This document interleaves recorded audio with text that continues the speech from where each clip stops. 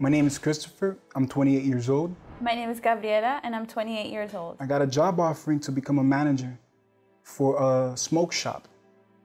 So I left the work of God and I became a manager at a smoke shop. I thought it was normal, he got a new job, he had to work, Became addicted to marijuana again. I started selling drugs again.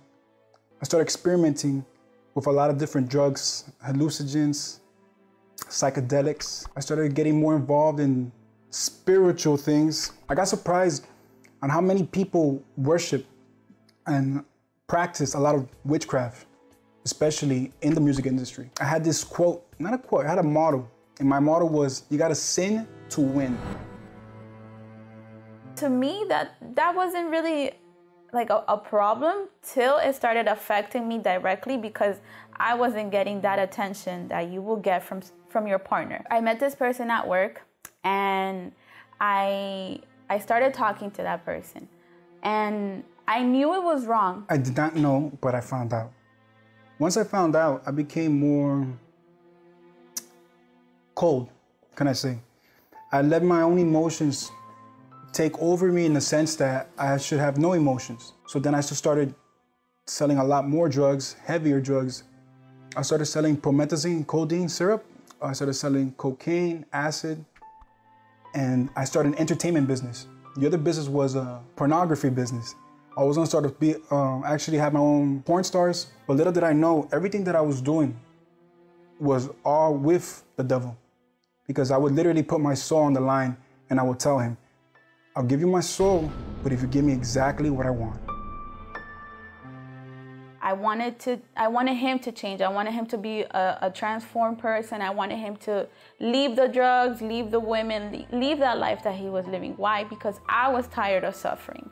Now, I was thinking about myself. I want to be happy in a relationship, have a marriage, but I want him to change. So I was coming for about almost 6 months. I will go up every single time that the pastor, the bishop will call. I will go and start crying and start pouring my heart out and say, my Lord, please forgive me. And then, the service would end. I will go home and I will go back to doing the same things too. After that period is of about 5-6 months is when God really spoke to me. God wanted me to leave him. I didn't want to hear it. I didn't want to consider her thoughts. But the moment that she spoke and she said that it's something that God told her to do, my body took a reaction that I couldn't even stand up to her. I couldn't even confront. I couldn't keep going. I couldn't even say the next words. I think I told her, okay, in the morning I'll leave. In the morning, so I could stay overnight. She goes, no, it's now. So at that time, that's when I knew it was like a weight lifted off my shoulders when I did that. That's when I got baptized with the Holy Spirit.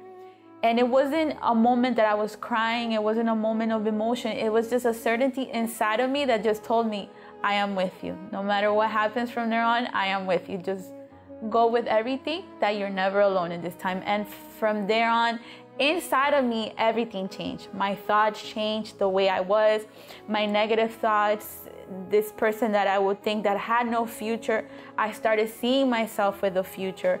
I started seeing others and seeing their suffering. And then at that time when I had everything going the way I wanted to see things, that's when those things will come back to my head. And I began to start worrying about my spiritual life. I felt like I was in debt with sinning. I went home. It was around 1 in the morning. I was by myself. I got a chair that I saw, like the nicest chair I have in my house. I grabbed it, I put it in my room. I cleaned it up. I got a towel, I started cleaning it. I took all the dust off. And then I sat on the bed and I told God, God, sit there and talk to me. I close my eyes and I see nothing, not even a vision. I see nothing. And then the next thing I know, I stop and I just take a deep breath and I just feel silence. And for once I felt peace, like nothing to worry about. And in that moment, that's when I got up and I said, wow. And then the scene of when Bishop told me, go to the altar and give your life, came back to my head. And I said, okay, tomorrow I'm going straight to the altar. I left my car on. I didn't even turn it off. I just ran to the altar and I started talking to God. I went home. I grabbed all my guns. I grabbed all the drugs.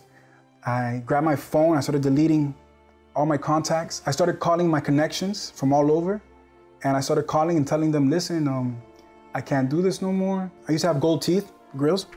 I took my teeth off, I had my chains, my watch, my rings. I had an appointment to finish a tattoo piece on my body, my whole chest and my whole stomach, chest, and my arms. I go back to my tattoo artist and I told him I can't do it no more. Just keep whatever I put down as down payment, keep it. But I started seeing him more and more, but I knew that I couldn't just give myself to him. I was already happy, so I didn't need somebody to make me happy. I already had the Holy Spirit. When I received the Holy Spirit, what was real to me actually was that not only is he with me, but at the same time, I have his strength. So now with his same strength that he gave me, my whole life, my vision of everything I had before changed. The next blessing was the love life. And at this stage, I remember there was something I had to tell her, and I had to be very clear with her. And I told her, listen, I know we had our own dreams. We had goals to own businesses, and we're working on it, doing purposes for it, preparing ourselves. But I told her, how can we live a life for ourselves now, knowing that God saved us? So I told her, if we get married, we're gonna serve the Lord, we're gonna serve God.